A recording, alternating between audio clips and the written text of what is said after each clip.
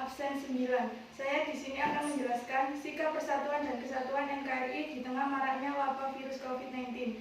Melihat perkembangan wabah COVID-19, harus disadari bersama bahwa bencana non-alam ini bukan masalah sederhana. Wabah corona ini apabila tidak segera ditangani akan berdampak pada krisis multidimensi yang berbahaya. Data secara global juga sangat mencegangkan. Sejak muncul pada Desember lalu, total kasus positif corona sebanyak 266,73 orang dengan dampak kematian sebanyak 11.184 orang. Virus ini juga sudah menyebar ke 179 negara. Angka kematian terbesar terjadi di Italia yang tembus hingga 4.825 nyawa melayang 1/3 dari total kematian di dunia. Berangkat dari fakta di atas, seluruh elemen bangsa harus menyadari bahwa masalah bencana COVID-19 tidak bisa dianggap remeh. Kesan bahwa pemerintah Joko Widodo menganggap enteng COVID-19 saat awal muncul di kota Wuhan, Provinsi Hubei, Cina sejak Desember lalu itu tidak boleh terulang lagi. Pemerintah harus lebih transparan memberikan informasi dan gerakan secara konkret, tidak cukup melakukan imbauan. Pemerintah juga lebih berhati-hati dalam menyampaikan informasi kepada masyarakat. Jangan sampai informasi yang disampaikan justru menimbulkan kepanikan baru di masyarakat.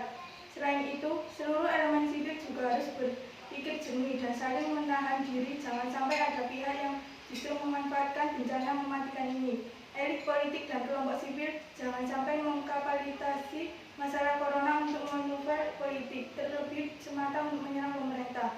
Para modal juga tidak boleh memanfaatkan situasi ini dengan menimbun alat kesehatan seperti alat pelindung diri, APD, masker, dan alat lainnya. Beberapa pekan ini masih berseliweran berbagai tindakan yang memperkeruh situasi, mulai penyebaran hoaks, penimbunan bahan makanan pokok, dan juga berbagai fakta yang semakin menjauh dari prinsip keadaban manusia di Indonesia. Aparat penegak hukum juga harus menjadikan undang-undang sebagai panglima dalam rangka menciptakan ketertiban di masyarakat. Siapapun yang melakukan tindakan di luar koridor konstitusi harus dihukum tanpa pandang bulu.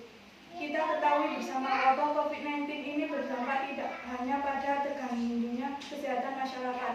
Situasi ekonomi Indonesia menandakan sedang dalam keadaan tidak baik. Nilai tukar rupiah tembus 16.550 per dolar Amerika Serikat. Bahkan di tengah kondisi ekonomi dunia yang diprediksi hanya tumbuh 2%, Menku Sri Mulyani mengatakan jika wabah ini terus berlanjut, pertumbuhan ekonomi akan berada pada 0%. Kondisi ekonomi yang terus melemah harus ditangani secara serius agar tidak berakibat pada krisis baru bagi bangsa Indonesia. Informasi yang dihimpun di berbagai titik yang oleh pemerintah dikategorikan sebagai zona merah persebaran virus corona, masyarakat masih beraktivitas seperti biasa. Masyarakat di Jakarta, Depok, Bogor, dan Bekasi masih belum menjalankan instruksi dari pemerintah dan para ahli. Social distancing yang disebut oleh para ahli kesehatan sangat efektif mencegah penularan juga belum dijalankan secara disiplin. Bisa kita bayangkan kondisi masyarakat di Indonesia 17 provinsi yang saat ini sudah ada pasien terkonfirmasi COVID-19. Seluruh instrumen negara harus bekerja melakukan mitigasi kepada masyarakat. Pemerintah daerah, tenaga medis, TNI atau Polri, dan elemen pemerintah hingga level hukum tetangga harus memberikan sosialisasi secara masif. Bisa dibayangkan jika masyarakat belum aware terkait COVID-19, lonjakan pasien yang akan terinfeksi akan membeludak secara ekstrim. Saat ini, pemerintah harus memberikan gambaran tentang bagaimana menangani wabah COVID-19. Imbauan pemerintah tentang bekerja di rumah tidak semudah itu. Imbauan ini akan efektif bagi mereka yang menandakan pendapatan ekonomi bulanan seperti pegawai negeri sipil, karyawan perkantoran, dan juga profesi berpendapatan bulanan lainnya. Pemerintah juga harus menyediakan dana untuk meminjam keberlangsungan hidup seluruh masyarakat yang pendapatan ekonominya hadiah, misalnya pedagang pasar tradisional, jutaan pengemudi ojek online yang tersebar di seluruh Indonesia, para pemulung, dan kelompok masyarakat miskin lainnya. Masalah semakin kompleks dengan fakta di bawah terjadi kelangkaan berbagai alat cegah COVID-19, bukan hanya masker yang sulit dicari di seluruh apotek, alat perlindungan diri APD bagi tenaga medis juga susah didapatkan. Sampai-sampai karena susah mendapatkan APD, tenaga medis di Makassar terpaksa menggunakan jas hujan dan sepatu bos yang saat menangani pasien positif COVID-19. Kita bisa cukup tenang mendengar kabar bahwa pemerintah Jokowi memutuskan membeli 2 juta obat Avigan dan juga 3 juta kloroquine, obat yang disebut efektif dan terbukti di beberapa negara yang dalam mengobati pasien terinfeksi COVID-19. Selain itu, juga akan datang alat kesehatan dari Cina sebanyak 9 ton.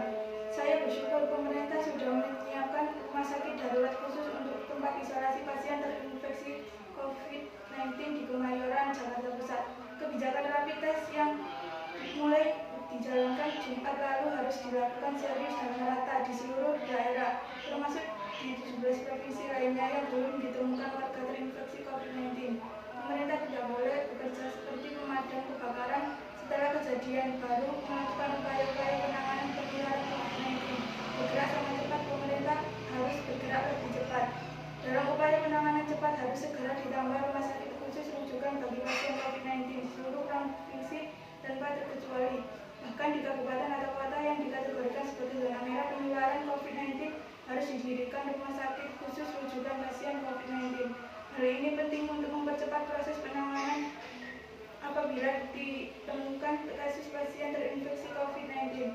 Gerak cepat dan melibatkan seluruh elemen bangsa sudah tidak bisa ditunda. Pelibatan ormas keagamaan, ormas kepemudaan, partai politik, asosiasi, kelompok profesi, artis, dan kekuatan sipil menjadi sebuah keniscayaan. Bergerak melakukan langkah-langkah penyadaran kepada masyarakat di akar rumput. Kita ditinggalkan dulu geseran politik yang tidak perlu. Seluruh elemen bangsa duduk bersama dengan pikiran jernih bahwa wabah corona adalah masalah bangsa dan harus dihadapi bersama.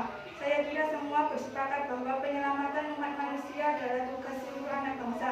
Dalam hal penyelamatan bangsa, tidak bisa masyarakat bergerak sendiri atau pemerintah berupaya tanpa masyarakat. Semua terkait erat dan saling menguatkan.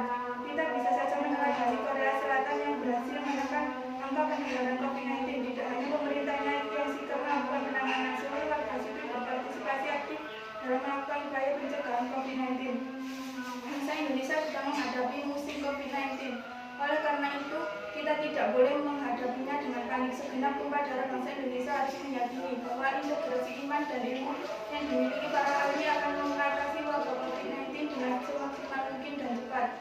Kita harus terus mengikuti arahan pemerintah dan otoritas medis yang sudah berupaya secara maksimal. Segala upaya negara akan gagal jika masyarakat tidak menjadi bagian penting dalam menjalankan segala ikhtiar. Seluruh anak bangsa harus menghentikan saling curiga, mengerahkan segala daya upaya yang dimiliki dengan cara bergandengan tangan mengatasi bencana non alam ini.